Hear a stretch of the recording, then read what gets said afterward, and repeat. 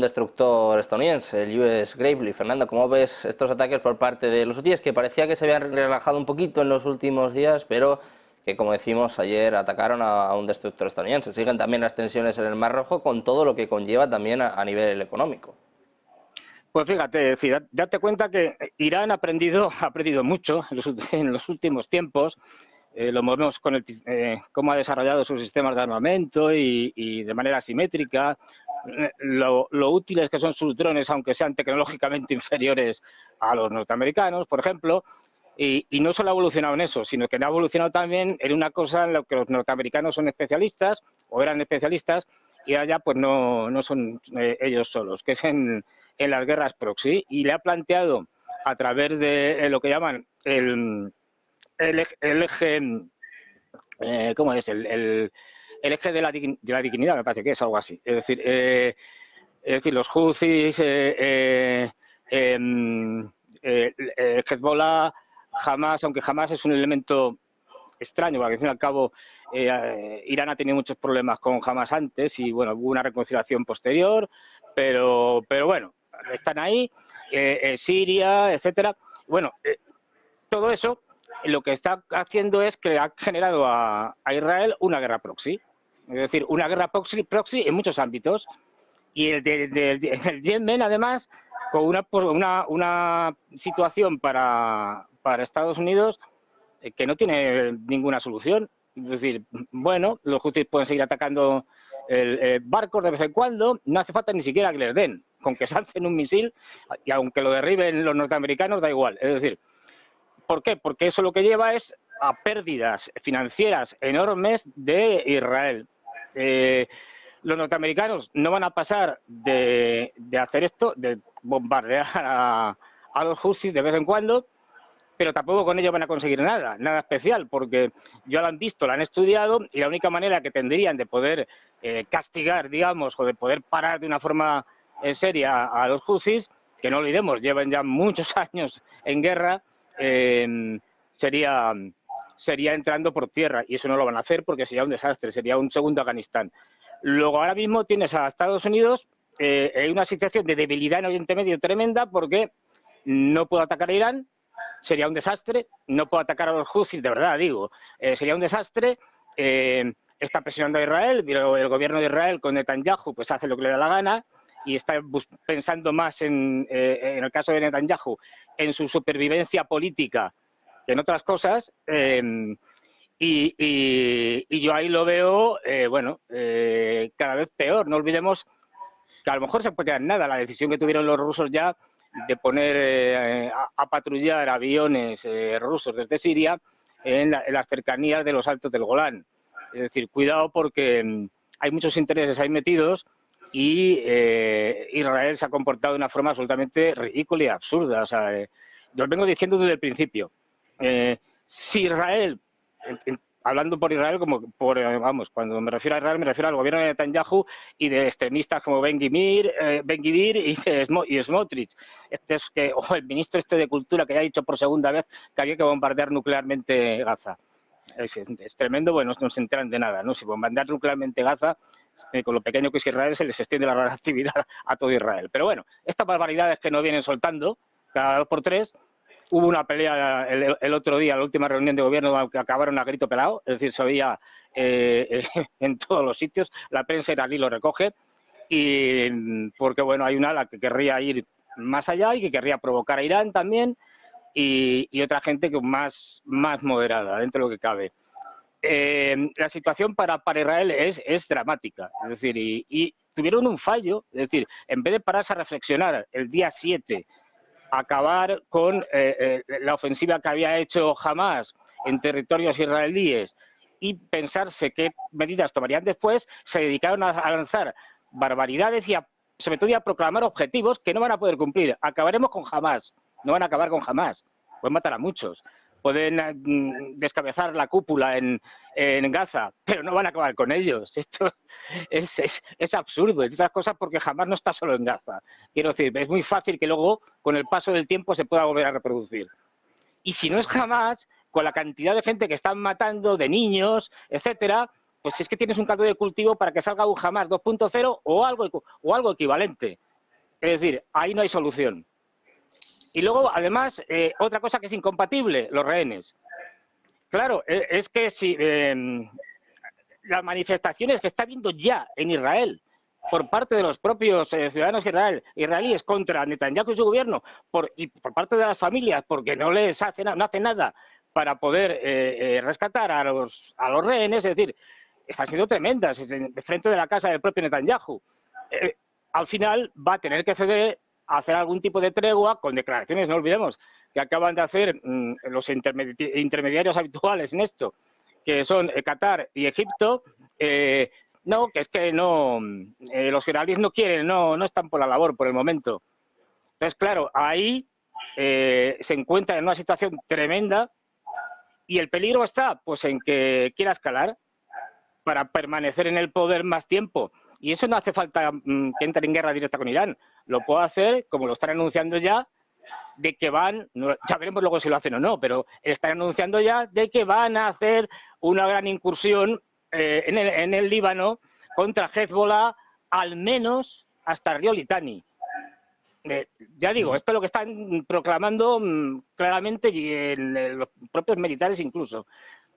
Bueno, ya veremos, pero eso sería otro error porque sería abrir un frente nuevo y no olvidemos, es que ahora mismo el ejército israelí está sufriendo mucho. El ejército israelí tiene unos reservistas que ocupaban sus trabajos correspondientes y que ya no trabajan, 350.000 movilizados inicialmente.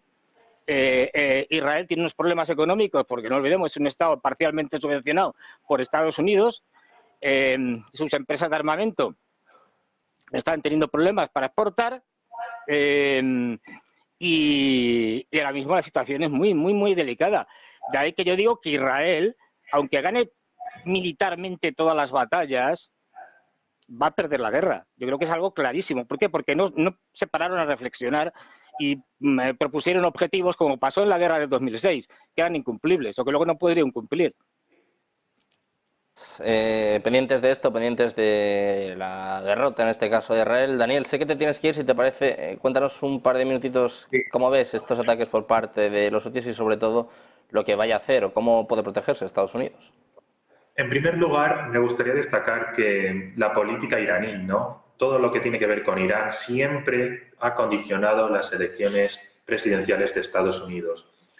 Lo vimos, ¿no?, en el famoso caso de los rehenes, ¿no?, que acabó con la presidencia de Carter y llegó Reagan al poder. Eso por un lado. Los iraníes han aprendido muy bien a lo largo de estos años a la hora de condicionar la agenda presidencial de los Estados Unidos. Lo vimos también con el acuerdo nuclear de Obama alcanzado, que luego fue roto por Donald Trump. O sea, no se puede descartar nunca lo que ocurra en Oriente y concretamente con Irán, lo que vaya a ocurrir en las elecciones de Estados Unidos. Eso en primer lugar.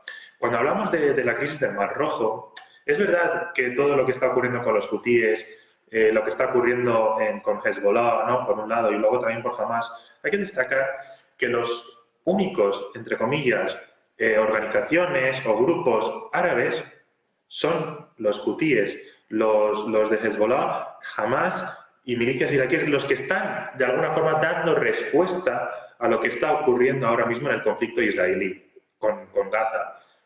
Aquí hay una reflexión de fondo, y es que el Estado árabe, tal y como lo conocemos ahora mismo, el Estado-nación, algunos que han firmado la paz con Israel, no están moviéndose ni están dando respuesta más allá de unas negociaciones que no están llegando a ningún lado. Porque, en primer lugar, a aquellos interlocutores que están intentando llevar las negociaciones no les interesa. A Egipto no les interesa realmente llevarse mal con Israel, por un tema de seguridad nacional y fronterizo. ¿Qué es lo que está haciendo Israel? Pasar lo que es la culpa y empujar a toda la población palestina a la frontera con Egipto, para intentar pasarles el problema. Y eso es fundamental y tenemos que hacer una reflexión acerca de qué es lo que va a ocurrir en esas propias sociedades árabes, islámicas, que realmente no ven, no es un reflejo de lo que está ocurriendo en las calles, donde hay protestas para de alguna forma elevarlos a sus dirigentes para que tomen algún tipo de acción diplomática. Eso no está ocurriendo. Por lo tanto, los hutíes están dando respuesta a su manera al conflicto en el Mar Rojo, que es el territorio que ellos ahora mismo están, digamos, más a gusto. Y también por una lógica que no hay que perder la perspectiva, es una lógica pura de las dinámicas dentro de Yemen. Todo esto para los hutíes es un escaparate para ir ganando más territorio y sobre todo más poder dentro de Yemen. Porque claramente los hutíes no pueden condicionar de alguna forma, entrando en una guerra de tú a tú con Estados Unidos o con Israel o con cualquiera, no la van a ganar. Ellos son conscientes y son muy selectivos a la hora de actuar, saben perfectamente qué teclas tocar para condicionar el mercado internacional y sobre todo sembrar algo muy importante que es lo que estamos viendo. El miedo, la incertidumbre. Vemos como el orden internacional cada vez está más desordenado y Estados Unidos, a pesar de las negociaciones que está intentando llevar a cabo, de la implicación de Blinken en la región, vemos que no está dando respuesta. Y todo esto es un caldo, ofrece a China, no a corto plazo, pero sí a largo plazo, de volver a dar un orden a este mundo que conocemos como mundo internacional. Pero efectivamente, yo creo que es muy importante seguir las dinámicas internas en Irán, escuchar lo que se dice dentro de Irán y sobre todo no ligarlo fuera de la ecuación de las elecciones presidenciales. Totalmente cierto, si hay alguna respuesta hacia Irán será a través de los proxies o fuera de las fronteras de Irán, porque si entramos dentro de las fronteras el tablero regional cambiaría por completo. Y algo que creo que es importante tener en cuenta, si algo va a condicionar las elecciones presidenciales de Biden, aparte de lo que está ocurriendo en la región, no hay que descartar el tema nuclear. Porque si Irán finalmente tiene capacidad y finalmente se decide a tener un arma nuclear, ya estaremos hablando de un escenario completamente distinto a la región.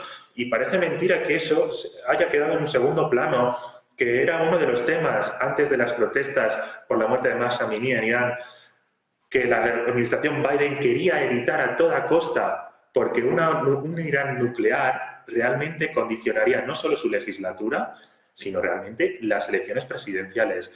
Y por último, yo creo que estamos ahora mismo en un momento de tensión, pero también hay que entender muy bien la retórica iraní y la retórica revolucionaria, que siempre se eleva para justificarse internamente, pero a la hora de la acción son muy calculadores y son conscientes de que cualquier acción que Irán haga va a tener consecuencias dentro. Entonces, ahora mismo la situación es tensa, pero tenemos que también mantener la calma, porque realmente a Irán, a día de hoy, no le interesa entrar en un conflicto directo, es más, no le interesa entrar y ser los primeros en hacerlo. Otra cosa sería que si Estados Unidos o Israel finalmente den la tecla o den la marcha para ir adentro de Irán, que, insisto, sería una catástrofe no solo para la región en sí, porque Irán no es un Irak, no es un Líbano, es totalmente un país totalmente distinto, es un país cohesionado, con una larga historia preislámica y sobre todo con raíces dentro de la sociedad. Y eso se vio también en la guerra contra Irak. Y yo creo que los dirigentes harían bien en rebajar lo que es el discurso, porque una guerra ahora mismo no viene bien a nadie, y sobre todo a la Unión Europea ahora mismo, en un estado de recesión, donde la crisis energética va a ir en aumento.